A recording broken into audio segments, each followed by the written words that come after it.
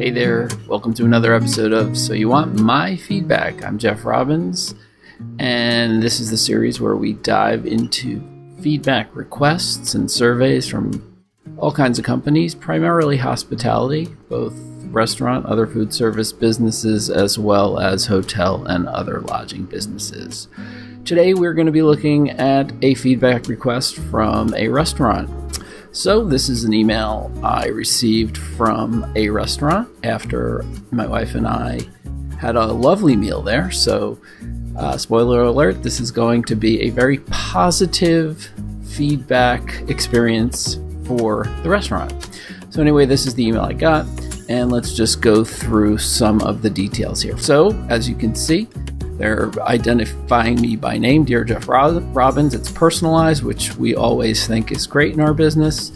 Thank you for joining us. We would appreciate a moment of your time to provide us with some feedback. This helps us to monitor service levels and adds as a great motivator to our team.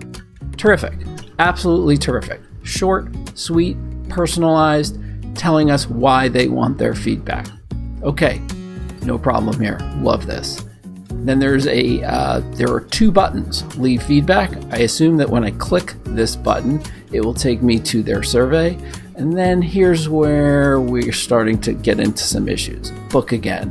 Why?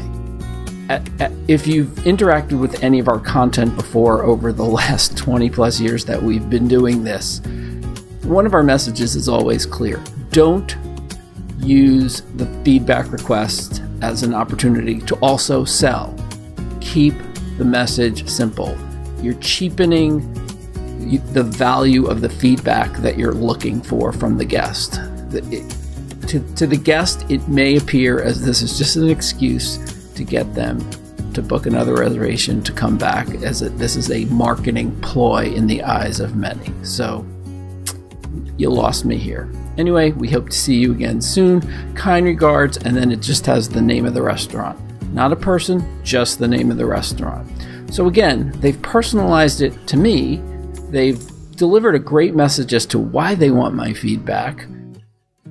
However, they are not giving me a personal, no one is taking ownership of this. No one from the restaurant is personally taking ownership of it. We always like to see a manager, an owner, somebody's name has to go in the signature here. It's just the right way to do this at this point in time.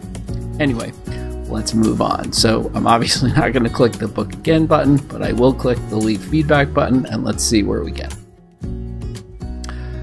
Okay, so now you can see what platform this is coming through. It's Dish Cult, powered by Res Diary. This is a reservations management platform for restaurants. I believe this is UK based.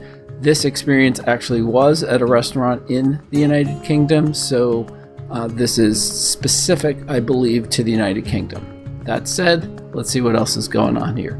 To continue, please enter the email address or phone number used to make your booking. So we made the reservation through this platform, the Dish Cult platform, I believe, and that's how they got our email address. Anyway, the information will only be used for authentication purposes. The information will not be stored. I'm confused. Why do they need this? Why do we need to authenticate here? In fact, they actually have my booking reference number, and I clicked a link in an email that was sent to me. So there is no reason for this step. This is a waste of the guest's time. There is no reason for this. Sorry. That said, it looks like I'm going to have to enter it to continue, so I will. Let's see what happens.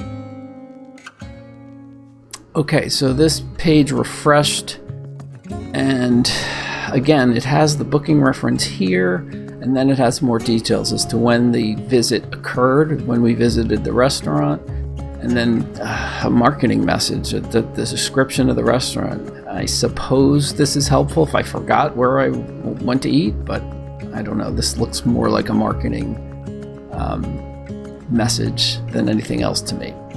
Anyway, as far as the feedback goes, it's all here on the right side of my screen. First question on top, how likely would you be to recommend us to a friend or colleague? So this is, again, the Net Promoter Score question that we've all seen from various hospitality companies and retailers and product manufacturers. It's almost ubiquitous at this point. However, the Net Promoter Score question is usually accompanied by a 0 to 10 point scale of likelihood to recommend. In this particular case, they're showing me 5 stars. Now we talked about this in another episode of this series where stars is just not appropriate here. This is yes, we all are accustomed to seeing 5-star ratings everywhere we go in our lives as consumer these days, but 5 stars is not appropriate answer choices for a simple question of how likely I am to recommend this restaurant. That said, let's move on. So if I roll over the stars, there's no text describing what I'm actually doing. I'm going to assume, because that's our culture these days, that 5 stars is the best. And again, my wife and I had a lovely experience at this restaurant. So it is very likely that I would recommend the restaurant to a friend or colleague. So I guess I'll choose 5 stars. The colors changed in a strange way, but I assume that is the proper way to select the 5 stars. Anyway, let's move on. How would you rate us on the following? Okay, so we're going to get some more feedback, or they're going to get more feedback from me here. They have 4 categories: food and drink, atmosphere, service, value for money. Again, it's a 5-star. They're 5-star choices for each of these categories. And let's just look at the difference in language here, because precise language matters when you're asking questions and hoping to get accurate answers to them. So up here, they're asking me how likely I am to recommend, and they're just showing me stars. And here, they're using the word rate. And I believe that stars is appropriate here in a rating, but not in a question like this. So they've done a better job here. Again, doesn't seem that there's any description of what the stars mean. We're going to assume again that 5 stars is the best, and let's do it. Food and drink, it's fantastic. Atmosphere, lovely restaurant. Service was fantastic. Value for money, okay, it was a very expensive restaurant. So I don't necessarily know that I'm going to give it 5 stars here. I'm going to give it 4 stars here. And below here, they're asking me, please add any comments or feedback below.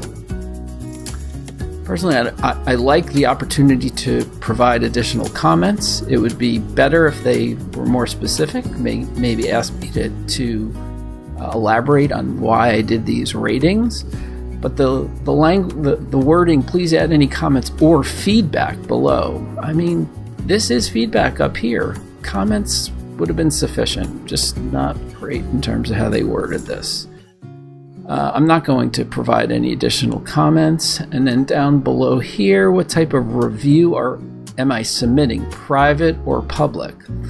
So public is the default. I am not going to do that.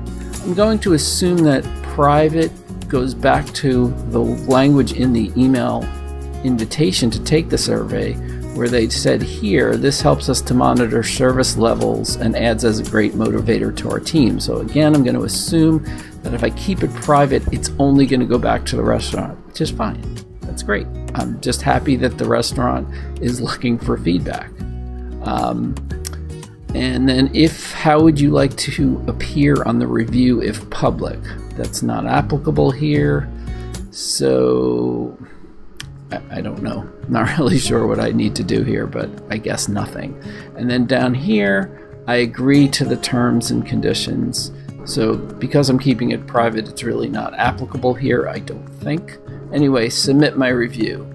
Okay, again, a language issue here. So back in the email invitation, they're asking me for feedback. That's the language they used here. Provide us with some feedback, right? And then the little button says leave feedback. And then on the quote-unquote survey or feedback form itself, They ask me a question up here. They talk about a rating here. And then down here, it says submit my review. Is this a review?